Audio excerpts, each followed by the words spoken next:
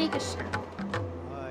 तो अभी हम प्रयास करेंगे कि भगवान राम की लीलाओं की जो रामायण है, जो वाल्मीकि जी के द्वारा लिखी गई है, वो रामायण के आधार पे ये जानने का प्रयास करेंगे कि भगवान राम का राज्य कैसा था, वास्तव में राम राज्य कैसा था। इसका वर्णन रामायण के बालकांड में प्रारंभ के अध्याय में आता है।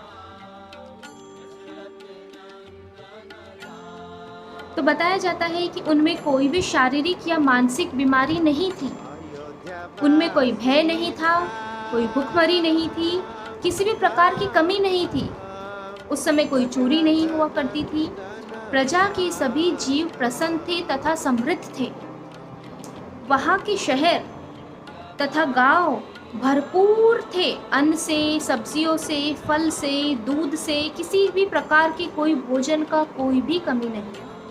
उसके बाद बताया गया है कि जिस प्रकार जो जो गुण सतयुग में पाए जाते थे, वही सारे गुण भगवान राम के टाइम पे राम राज्य में मतलब त्रेता युग में भी पाए जाते थे। उस समय कोई भी प्राकृतिक संपदा जैसे भूकंप आना, भूखमरी आना, ये सब नहीं हुआ करता था। सभी स्त्रियां पतिव्रता हुआ करती थी।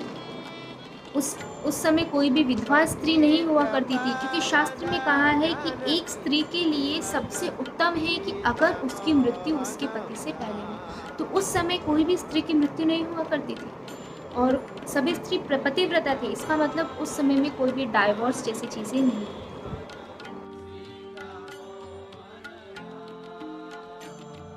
नगरी के जो द्वार थे वो पूरे संगमरमर के, सोने के और चांदी के बने हुए थे। उस वहाँ पे जो भी मार्केट हुआ करते थे वो पूरे प्लान्ड हुआ करते थे, रैंडम नहीं कि कहीं पे भी कोई दुकान खोल दी, ऐसा नहीं हुआ करता था।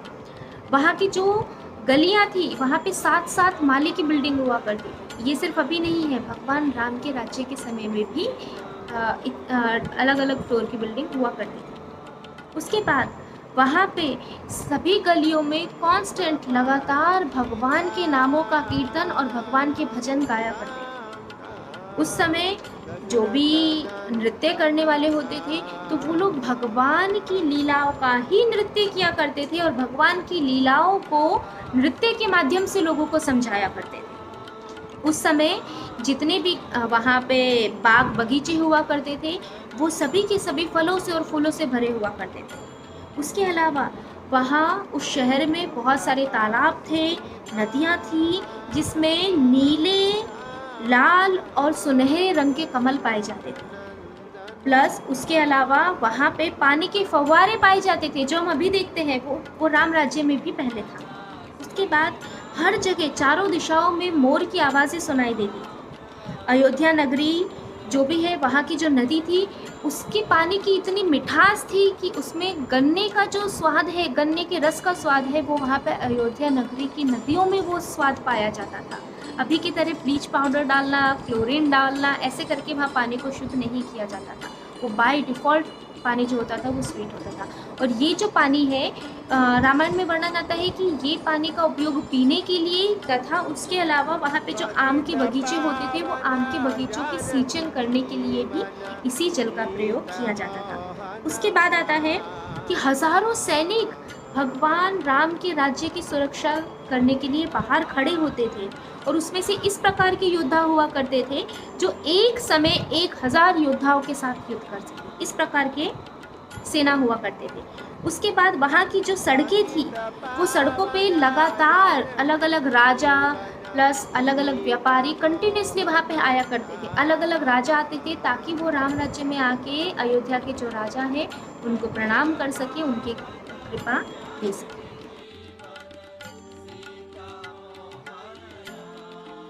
तो उस टाइम पे बार्टर सिस्टम होता था, मतलब आप कोई एक वस्तु देते थे और उसके बदले में आप दूसरी वस्तु लेते थे। उसके बाद वहाँ की प्रजा में जो अलग अलग वर्ग के लोग हैं, जो ब्राह्मण हैं, किस प्रकार के ब्राह्मण हुआ करते थे, तो वो ब्राह्मण सदैव वैदिक मंत्रों के द्वारा यज्ञ करते थे। उनमें सारे के सारे ब्राह्मणों के गुण हुआ करते थे।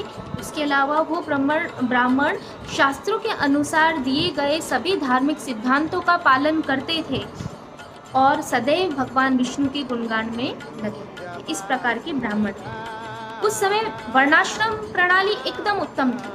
जो ब्राह्मण क्षत्रिय है वो ब्राह्मण क्षत्रिय के कार्य करेंगे, जो क्षत्रिय है वो क्षत्रिय धर्म का पालन करेंगे, जो वैश्य है वो वैश्य धर्म का पालन करेंगे, और जो शूद्र है वो शूद्र धर्म का पालन करेंगे। उस समय पूरे के पूरे राज्य में समृद्धि और शांति बनी रहती थी। कोई भी व्यक्ति किसी दूसरे व्यक्ति को धोखा नहीं देता था, प्लस कोई भी व्यक्ति कृपण नहीं था, कोई भी व्यक्ति कंजूस नहीं था। वो सभी धार्मिक सिद्धांतों का पालन करते थे और अपने धर्म के अनुसार जहाँ जहाँ आवश्यकता होती थी वो दान दक्षिणा देते थे। किसी भी व्यक्ति में वहाँ अहंकार नहीं था, वहाँ नास्तिकवाद नहीं था, कोई भी व्यक्ति कटु शब्दों का प्रयोग नहीं करता था। ये प्रजा के बारे में बताया गया। तो ये एक छोटा सा डिस्क्रिप्शन था कि किस प्रकार राम राज्य हुआ करता था। हम उस समय के राम राज्य को और अभी की परिस्थिति को कंपेयर कर सकते हैं कि राम राज्य क्या था और अभी का राज्य क्या था। हरे कृष्णा।